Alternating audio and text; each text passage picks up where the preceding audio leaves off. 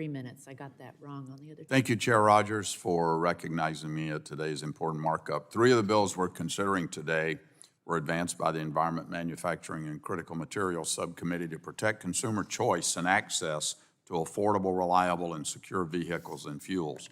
We discussed in depth in multiple hearings, as well as our recent subcommittee markup, that the American people are concerned. But here we are at the height of summer driving season, and the Biden administration is attempting a litany of tactics to interfere with the American people's choice in mobility. Thankfully, Republicans on this committee are listening to the people's concerns.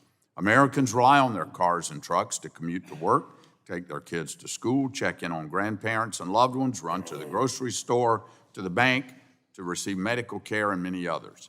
In my rural part of the country, in Appalachia, any number of these could be 30 or 40 miles away, and it's well known that mobility is essential for the well-being and welfare of all Americans, but not just physical mobility, it's also economic mobility, upward mobility.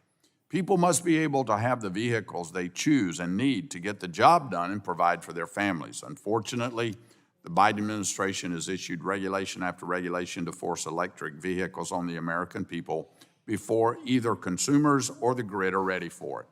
Not to mention, they ignore the true global environmental impact of EVs, which is likely not as, quote, green as proponents say. Luckily, Republicans have solutions to ensure that Americans can buy the cars they want at a price they can afford now and into the future.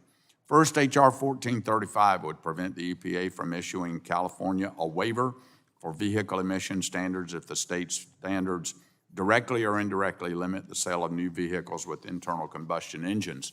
This bill is timely because California recently submitted a waiver for its Advanced Clean Cars 2 proposal, which would require all new passenger vehicles to be zero-emission vehicles by 2035.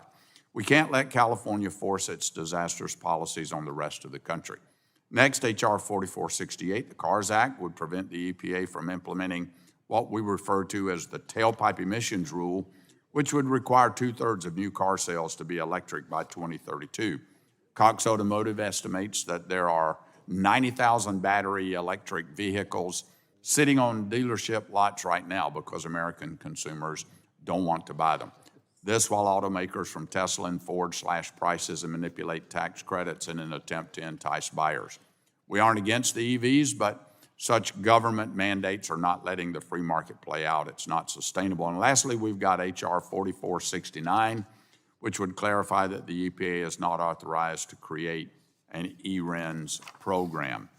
So with that, I want to, again, be very clear that none of these bills prevent the Americans from purchasing EVs if it makes sense for them and they want them, but we must ensure that they do not have to live with the de facto government EV mandates if they prefer another type of vehicle. I look forward to advancing this legislation on our agenda today, and I yield back.